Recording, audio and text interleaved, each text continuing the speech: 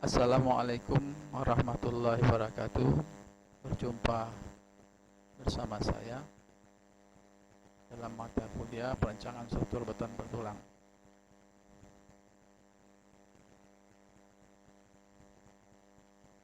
Materi 1 yaitu menginput grid pada program aplikasi analisa struktur SAP 2000, di mana capaian pembelajaran yang pertama, peserta kelas memahami penggunaan grid pada perencanaan struktur bangunan. Yang kedua, peserta kelas dapat menjelaskan langkah-langkah penginputan grid pada SAP 2000. Kemudian indikator capaian pembelajaran materi ini yaitu peserta kelas mampu menentukan grid pada struktur. Kemudian peserta kelas mampu menginput pada SAP pada program SAP 2000. Baiklah, untuk mempersingkat waktu, saya akan membahas poin A yaitu pendahuluan, di mana grid dalam arti bahasanya adalah kisi, di mana di dalam desain grid dapat diartikan susunan rangka bangunan atas garis vertikal dan horizontal yang disusun berdasarkan letak objek seperti balok dan kolom. Poin B, langkah-langkah perencanaan bangunan gedung struktur beton bertulang. Yang pertama itu kita menentukan dimensi struktur atau ukuran bangunan. Pada tahap ini yang diperlukan adalah gambar rencana yang dibuat oleh para arsitek. Kemudian gambar tersebut berisi informasi ukuran daripada ruangan-ruangan seperti beserta fungsi-fungsinya, sehingga perencana struktur dapat menyusun konfigurasi balok dan kolom. Apabila konstruksi bangunan yang ditinjau telah berdiri, maka data-data ukuran bangunan dapat dilihat pada aspek drawing atau melakukan pengukuran langsung ke lokasi bangunan. Yang kedua, tentukan grid berdasarkan titik kolom, titik perpotongan balok anak, serta tinggi lantai berdasarkan gambar rencana struktur, dalam hal ini dana struktur dan potongan struktur. Dalam tabel berikut sudah saya berikan contoh, yaitu nilai daripada grid X, Y, dan Z, yang dimana grid ini diambil berdasarkan yaitu pertama daripada dana struktur. Dalam dana struktur ini sudah kita berikan grid A, B, C, dan D merupakan penanda daripada grid arah vertikal. Terus kemudian pada arah horizontal, gridnya kita beri nomor 1, 2, 3, dan 4.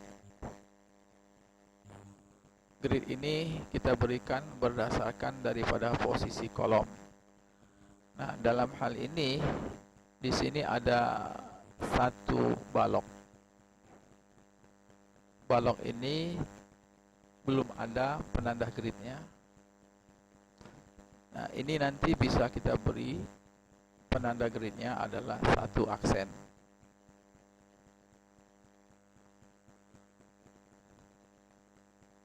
Nah, kita kembali ke tabel 1. Di sini grid X sudah kita bisa isi absisnya, yaitu A dimulai dari 0, kemudian di grid B 4 meter, grid C 8 meter, dan grid D 12 meter. Nah, pengisian grid ini kalau kita bisa lihat di sini artinya dari titik startnya 0 kemudian bertambah sesuai dengan jarak. Jadi 0, 8, 4, 12. Dan begitu pun juga dengan grid Y seperti yang saya jelaskan sebelumnya, bahwa di sini ada balok. atau di sini list blank yang belum ditandai gridnya, kita kasih satu aksen. Karena grid 1 adalah 0, maka dia ada di bawah sumbu X, jadi nilainya minus 1,5. Kemudian grid 1 itu nilainya 0, grid 2 4 meter, grid 8 dari grid 1 itu 8 meter, kemudian grid 4 12 meter. Nah, nilai daripada grid dan Y sudah bisa kita tentukan berdasarkan daripada dana struktur. Nah, untuk grid Z itu kita perlukan potongan A dan potongan B, di mana potongan A dan B ini itu kita bisa lihat elevasinya, di mana lantai 1 adalah 0 dan lantai 2 adalah 4 meter dan lantai 3 8 meter terhadap lantai 1 dan lantai atap 12 meter terhadap lantai 1.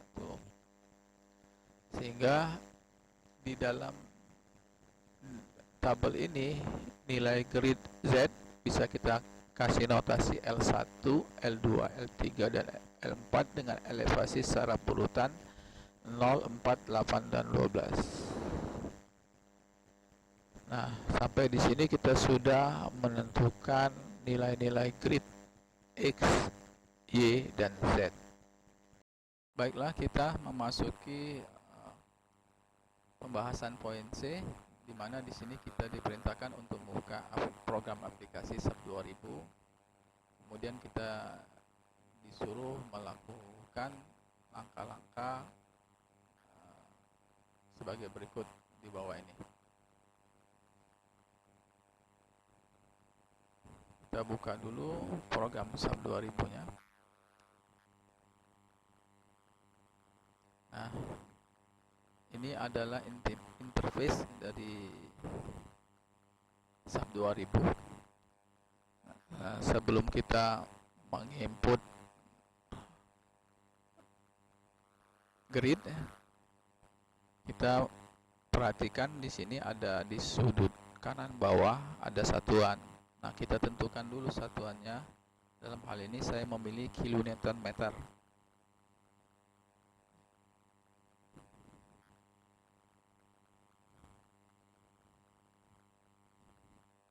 Terus layarnya saya bagi dua. Satu untuk materi, sebelahnya adalah program aplikasi SAP 2000. Baiklah, kita lanjutkan ke langkah pertama, yaitu input grid di atas ke SAP 2000. Nah, grid di sini maksudnya adalah grid yang sudah kita tentukan di tabel 1 di atas. Nah, caranya dengan menggunakan menu file. Kemudian pilih new model. Akan tampil seperti pada gambar 4 template model awalnya seperti ini. Baiklah, kita ke layar sebelah. Kita klik file, klik new model, maka akan muncul sama seperti pada gambar 4. Nah, ada cara lain untuk menampilkan new model, yaitu dengan cara kita memilih di sini ada gambar kertas terlipat. Ini kita klik, ini langsung muncul. Jadi kita tinggal tidak perlu masuk lagi ke menu file. Nah, di dalam new model ini ada beberapa template. Yang pertama blank, grid only, dan yang lainnya adalah model struktur. Nah, karena pada materi kita ini kita membahas bagaimana menginput grid di dalam program SAP 2000, maka kita pilih di sini blank. Nah, maka akan tampil seperti pada gambar 5. Terdapat dua view template. Ada dua layar tampilan tutup salah satu dengan mengklik tombol X warna merah pada sudut atas layar. Ini kita klik ya.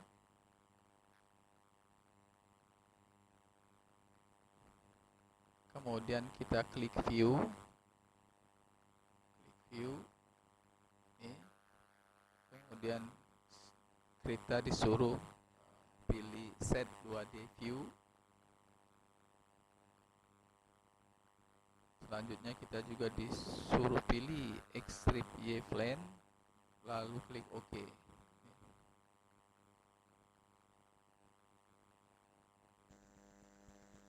Langkah di atas dapat juga dilakukan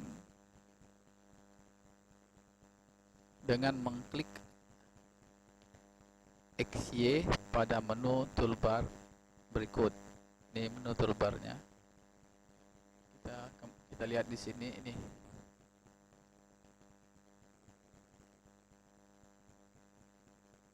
Ini menu toolbarnya.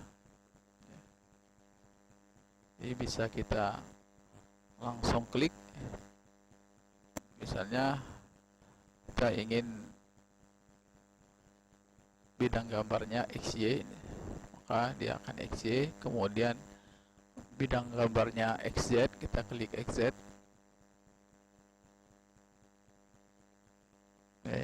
Jadi XZ. Kalau bidang gambarnya kita inginkan YZ, maka ini Y, ini Z. Kalau 3 dimensi ini, jadi kita langsung, jadi tidak perlu kita masuk ke menu view. Baiklah, kita lanjutkan ke langkah kedua. Di sini kita diperintahkan untuk menginput grid berdasarkan data grid yang telah ditentukan pada tabel 2 yang ada di atas dan tabel 3. Dengan mengklik kanan mouse, maka akan tampil gambar koordinat atau grid system sebagai berikut. Ini seperti pada gambar 8. Baiklah, akan kita lakukan. Kita klik kanan mouse, kemudian kita pilih edit grid data, maka akan tampil seperti pada gambar 8. Kemudian kita klik modify atau show system. Ini adalah modifikasi grid, maka akan tampil form define grid system data seperti pada gambar 9. Baik, kita klik modify X, grid Y dan grid Z. Hasilnya nanti akan kita lihat seperti pada gambar 9. Baiklah, kita mulai untuk grid X. Di sini kita ketikkan A, enter, B, enter, C, enter, D. Gridnya ada grid A, B, C, dan D sesuai dengan gambar A, B, C, dan D. Kemudian kita inputkan ordinatnya, gridnya. Ordinatnya yaitu 0, enter, 4, enter, 8, enter, dan 12, enter. Nah, untuk line type kita klik 2 kali primary. Kemudian untuk visibility juga kita kali. Kemudian untuk bubble locationnya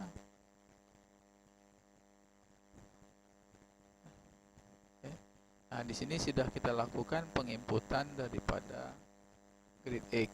Kemudian kita lanjutkan penginputan grid Y.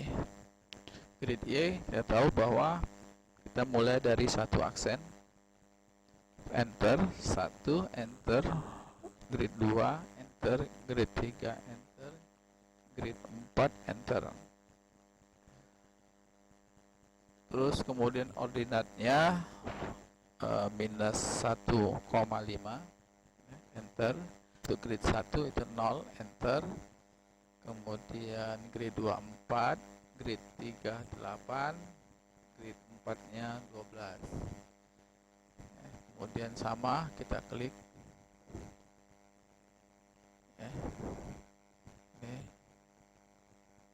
Nah, pada dilihat dari layar ini kita lihat bahwa sudah terbentuk. Nah, di layar ini sudah kita kelihatan bahwa grid A, B, C, dan D itu terletaknya di atas. Sedangkan pada gambar ini kita letaknya di bawah. Ini bisa kita rubah.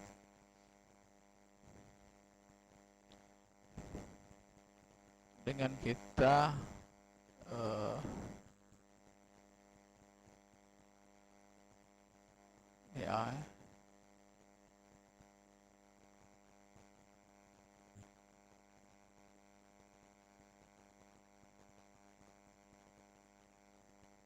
ini klik 2 kali. Kalau N dia di atas, kalau start dia ada di bawah. Nih, kita klik lagi, kita klik 2 kali, start. Nah, ini juga kita klik 2 kali, maka ini start ya, bukan N, jadi sudah berubah ke bawah. Nah, sampai di sini itu kita sudah menginput grid X dan grid Y.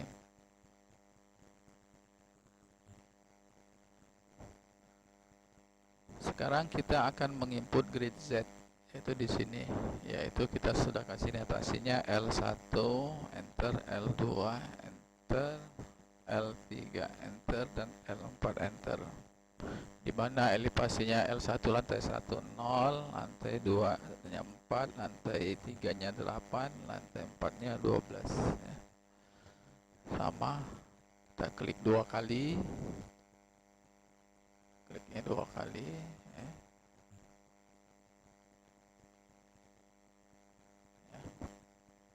Ada. Nah, terus kemudian untuk bubble itu adalah lingkaran yang melingkari grid ini, peromoran grid ini, dan hurufnya dan angkanya. Nah, ini nilainya 2. Kalau lihat dari gambar ini itu terlalu besar, maka coba kita ganti dengan 1. Nah, akan kecil. Kalau sudah selesai kita setting seperti ini dan sudah kita input semua grid-gridnya, lalu kita tekan OK. Kita klik ini, di menu toolbar ini ada lingkaran yang titik hitam, yaitu restore full view. Dia akan muncul seperti ini.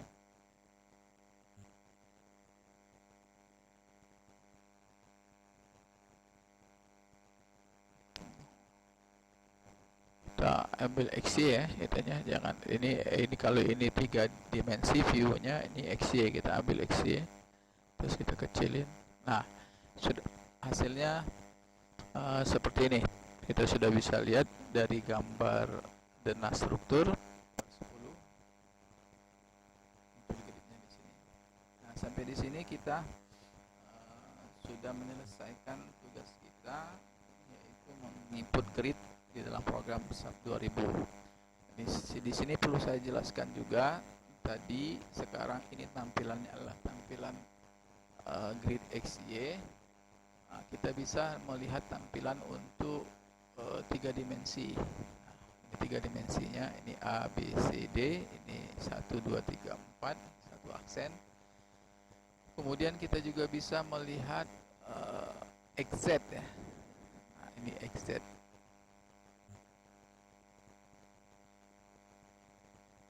Nah, ini XZ. Kemudian kita bisa melihat YZ. Seperti ini. Nah, Terus kemudian kita balik lagi ke XY, ini denahnya.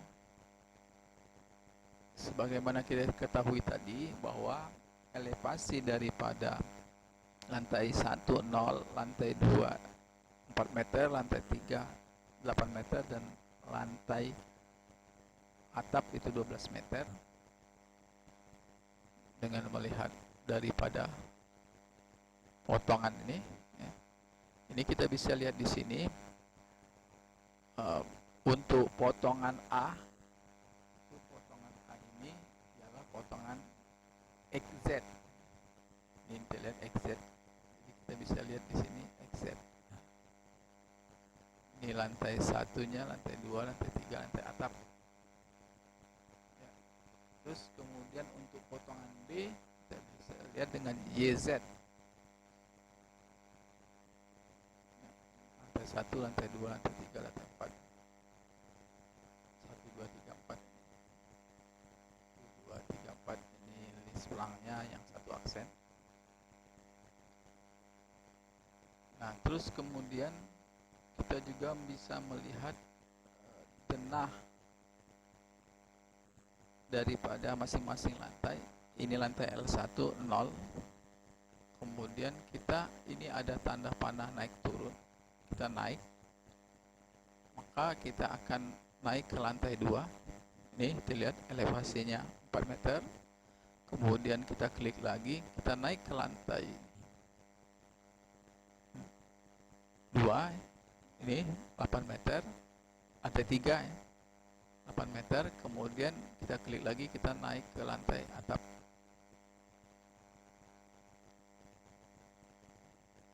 Meter. Nah, begitupun nanti kita mau turun atau naik lagi, kita balik ke 0 pakai menggunakan arah panah ini untuk berpindah-pindah ke lantai 1 sampai dengan lantai atap.